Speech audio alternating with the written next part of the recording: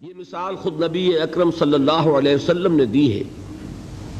ایک بڑی طویل اور بڑی پیاری حدیث ہے۔ جب غزوہ تبوک کے لیے حضور تشریف لے جا رہے تھے، لشکر بہت بڑا تھا، 30,000 کا لشکر۔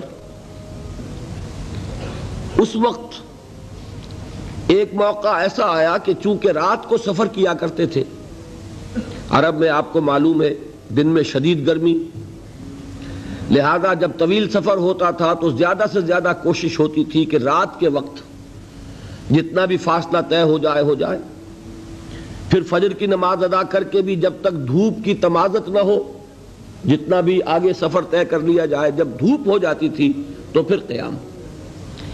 ایک مرتبہ ایسا ہوا کہ ساری رات چلتے رہے، پھر فجر کی نماز ادا کی، پھر لشکر کا کوچ ہو گیا، تو اب ظاہر بات ہے وہ وقت ایسا ہوتا ہے کہ شدید نیند کا غلبہ ہوتا ہے، تو تمام صحابہ پر نیند کا غلبہ ہو گیا۔ نتیجہ کیا نکلا کہ اب اونٹنیاں جو ہے یا اونٹ جن پر وہ سوار تھے، انہیں گویا کہ آزادی نصیب ہو گئی۔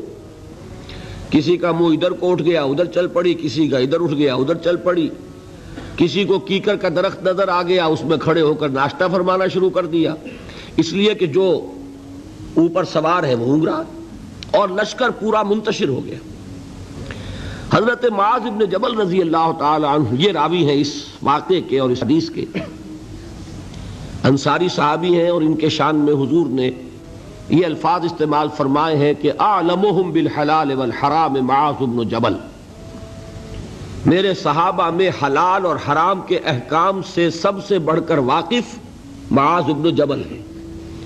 یعنی فقہی معلومات ان کی بہت تھی۔ اللہ نے جیسا میں نے کل عرض کیا تھا، ہر چیز کا اپنا ایک تقاضا ہوتا ہے۔ کسی کا فلسفیانہ ذہن ہوتا ہے، اسے قانون سے دلچسپی نہیں ہوتی، کسی کا قانونی ذہن ہوتا ہے، اسے فلسفے سے دلچسپی نہیں ہوتی۔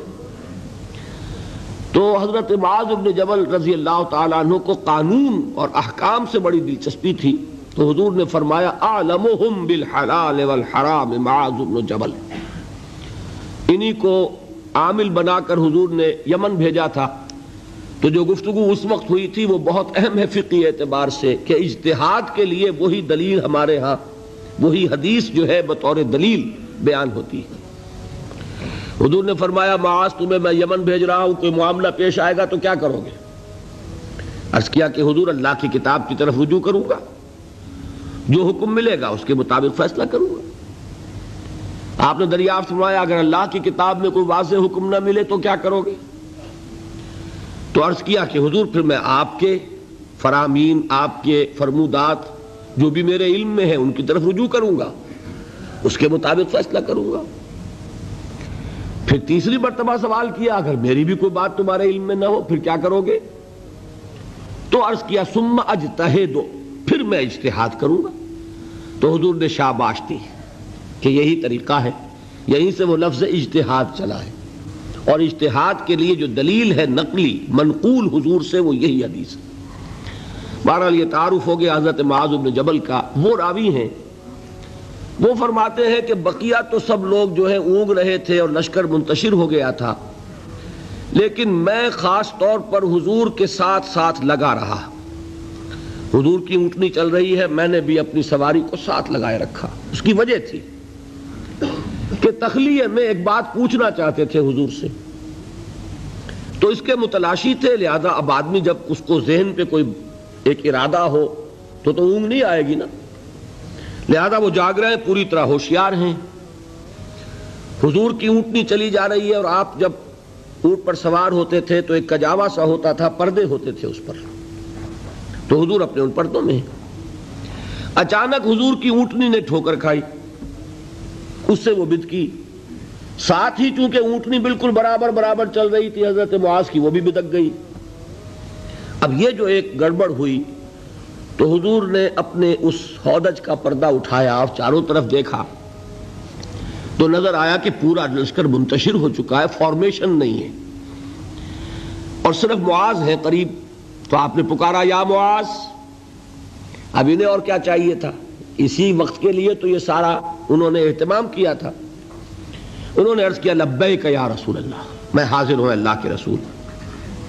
حضور نے پھر آواز دی ادنو دونک اور قریب آ جاؤ، قریب ہوئے، ادنو دونک اور قریب آ جاؤ، یہاں تک کہ الفاظ یہ ہیں کہ دونوں اونٹنیاں ایک دوسرے سے مس کرنے لگیں، بالکل برابر برابر۔ حضور نے فرمایا معاذ سے رضی اللہ تعالی عنہ کہ میں نہیں سمجھتا تھا کہ لشکر اس طرح منتشر ہو گیا ہوگا اور لوگ مجھ سے اتنے فاصلے پر ہوں گے۔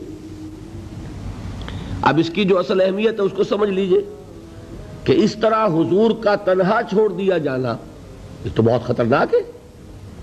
عام حالات میں بھی کوئی کمانڈر ہو، سپہ سالار ہو، وہ اس طرح اکیلا رہ جائے تو دشمن کو موقع ملے۔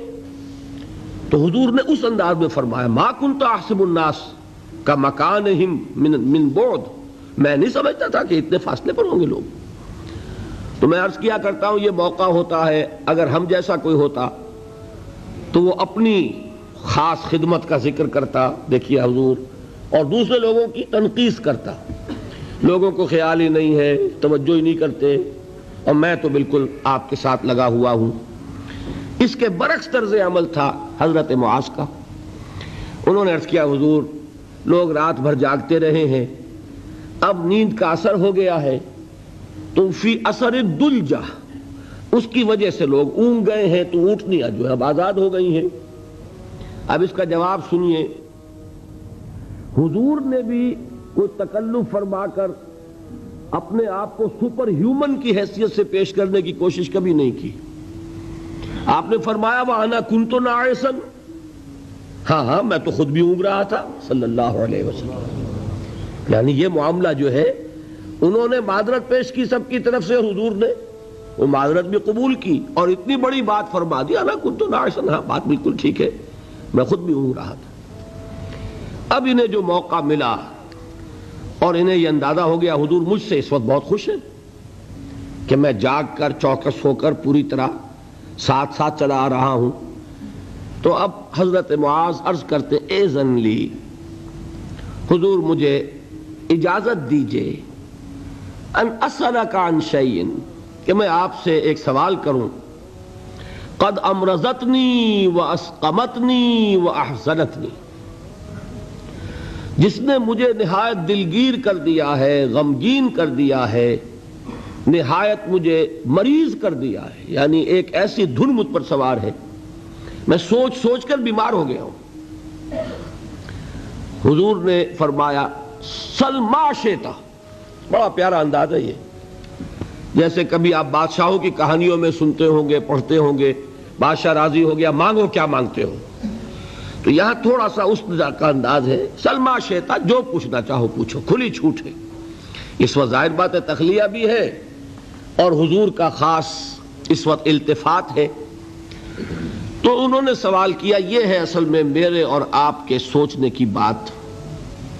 صحابی ہیں، صحابہ میں اس درجے کے حامل ہیں کہ حضور نے سپرلیٹو ڈگری استعمال کی ہے خاص اعتبار سے، افعل التفضیل اعلمہم بالحلال والحرام معاذ بن جبل، صحابہ میں حلال اور حرام کے سب سے زیادہ جاننے والے معاذ بن جبل ہیں۔ حضور کے نکاحوں میں ان کا وہ مقام ہے کہ یمن کا گورنر بنا کر بھیجا ہے، لیکن انہیں کیا فکر دامنگیر ہے۔ عرض کرتے ہیں حضور مجھے وہ بات بتا دیجئے، حدثنی بشیء یدخلنی الجنہ ویباعدنی عن النار، حضور مجھے وہ ایک بات بتا دیجئے جو مجھے جنت میں داخل کرا دے، جہنم سے چھٹکارا دلا دے۔ یہ ہے وہ راہ نجات موضوع جس پر یہ ساری گفتگو ہو رہی ہے، اس کی اہمیت کیا ہے۔ انہوں نے یہ نہیں سمجھا کہ ہمارے لیے تو نجات ٹیکن فار گرانٹڈ ہے، ہمارے لیے تو جنت میں سیٹ ریزرو ہے، ہم محمد کے صحابی ہیں صلی اللہ علیہ وسلم، ہمارے لیے کیا سوال، محاسبہ ہوگا اوروں کا ہوگا، جزا سزا ہوگی اوروں کو ہوگی، نہیں۔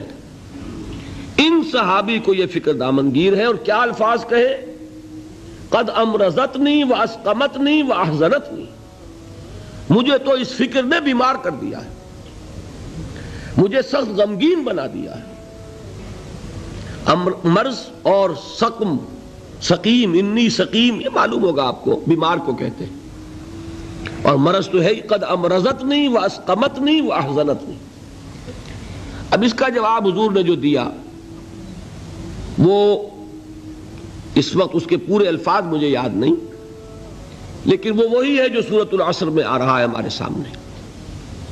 شہادت دو اللہ کے سوا کوئی معبود نہیں اور میں اس کا رسول ہوں، اس پر جم جاؤ، اور اللہ کے ساتھ شرک ہرگز نہ کرو، اور اسی پر تمہاری موت واقع ہو جائے، تم جنت میں داخل ہو جاؤ گے۔ اچھا، جواب تو مل گیا۔ اب شرک کے معنی کیا ہے وہ ایک تقریر مکمل ہوگی، صرف یہ ہے کہ ان الفاظ میں تو یوں سمجھیے نہ کہ مضامین کے دریا ہیں جو کوزے میں بند کیے گئے۔ جو بات اس وقت مجھے بتانی تھی وہ یہ تھی، اس کے بعد اب حضور خود ایک سوال کرتے ہیں، یعنی میں کہا کرتا ہوں کہ اب دریائے سخاوت جوش میں ہے، تم نے جو پوچھا تھا پوچھ لیا، میں نے جواب دے دیا۔ افلا ادلک یا معاذ، تو اے معاذ کیا میں تمہیں یہ نہ بتاؤں براس ھذا الامر وعمودہ وذروۃ السنام منہ، کہ یہ جو دین ہے ہمارا، اس کی جڑ کیا ہے، اس کا تنا کیا ہے، اس کی چوٹی کیا ہے۔ میں نے عرض کیا تھا نا کہ حضور نے تمثیل اختیار کی ہے کہ دین میں کیا پہلے ہے کیا بعد میں ہے، کس کی حیثیت جڑ کی ہے، کس کی حیثیت تنے کی ہے، کس کی حیثیت چوٹی کی ہے۔ جب تک کہ اس کا فہم حاصل نہیں ہوگا، ہو سکتا ہے کہ بنیادی باتیں آپ نظر انداز کر رہے ہوں اور ثانوی اور غیر اہم باتوں کو آپ بڑی مضبوطی سے تھام کر بیٹھے ہوئے ہوں۔ اسی کو کہا تھا حضرت مسیح علیہ السلام نے یہودی علماء پر تنقید کرتے ہوئے کہ تم مچھر چھانتے رہتے ہو اور سموچے اونٹ نگل جاتے ہو، بڑے بڑے گناہ تو کر رہے ہو اور چھوٹی چھوٹی باتوں کے اوپر دست و گریبان، مناظرے اور جھگڑے۔ یہی حال ہمارا ہے آج۔ سود جیسا گناہ، اس میں پوری قوم ملوث۔ جھگڑا کس پر ہو رہا ہے کہ رفع یدین ہے یا نہیں ہے، ہاتھ یہاں بدیں گے یا یہاں بدیں گے، اس پر تو جھگڑے ہیں۔ من دیگرم تو دیگری، اس پر فرقے بازی۔ لیکن سود، رشوت، حرام خوری، یہ سب کر رہے ہیں۔ حالانکہ یہ ہے جڑ کی بات، وہ ہے ثانوی بات۔ اسی کو کہا کرتے ہیں کہ اشرفیاں لٹیں اور کوئلوں پر مہر۔ کس قدر حماقت ہے، اشرفیوں کی حفاظت نہیں ہو رہی، کوئلوں کی حفاظت ہو رہی۔ یہ کیوں ہوتا ہے؟ سینس آف پروپورشن نہیں رہتا، کس چیز کی کیا اہمیت ہے، نسبت و تناسب درست ہے، دین میں جڑ کیا ہے، تنا کیا ہے۔ اب یہ تشریح حضور نے فرمائی اور اس کے لیے تمثیل اختیار فرمائی، وہ کس سے کی ہے؟ وہ درخت کی ہے۔ درخت کی ایک جڑ ہے، درخت اس پر کھڑا ہے، غذا وہاں سے مل رہی ہے، جڑ سوکھ جائے گی درخت سوکھ جائے گا، پھر تنا ہے، پھر اس کے اوپر چوٹی ہے۔ درخت جو آپ لگاتے ہیں، فرض کیجئے آم کا درخت لگایا تو کیا جڑ کے لیے لگایا یا تنے کے لیے لگایا؟ آپ نے تو درخت لگایا ہے آم کے لیے، آم لگتا ہے چوٹی پر جا کر، لیکن جڑ کے بغیر تنا نہیں، تنے کے بغیر چوٹی نہیں، چوٹی نہ ہو تو آم نہیں۔ اس تمثیل کو ذہن میں رکھیے کہ آپ نے فرمایا افلا ادلک یا معاذ، اے معاذ تم نے جو سوال کیا وہ تو میں نے جواب دے دیا، مزید کیا میں تمہیں یہ نہ بتاؤں کہ براس ھذا الامر، اس کی جڑ کیا ہے، وعمودہ، اس کا تنا کیا ہے، اور ذروۃ السنام منہ، اس کی چوٹی کیا ہے۔ حضرت معاذ کو کیا کہنا تھا اس کے جواب میں؟ بے ابی انت و امی یا رسول اللہ فقلنی، حضور مجھ پر، آپ پر میرے ماں باپ قربان ہو، ضرور فرمائیے، اور کیا چاہیے۔ اب آپ نے فرمایا راس ھذا الامر شہادت ان لا الہ الا اللہ محمد رسول اللہ، کلمہ شہادت اس کی جڑ ہے۔ وعمودہ، اور اس کا تنا کیا ہے؟ اقام الصلاۃ و ایتاء الزکاۃ، نماز کا قائم کرنا، زکوٰۃ کا ادا کرنا۔ اور اس کی چوٹی کیا ہے؟ وَذَرْوَةُ السَّنَامِ مِنْهُ الْجِهَادُ فِي سَبِيلِ اللَّهِ.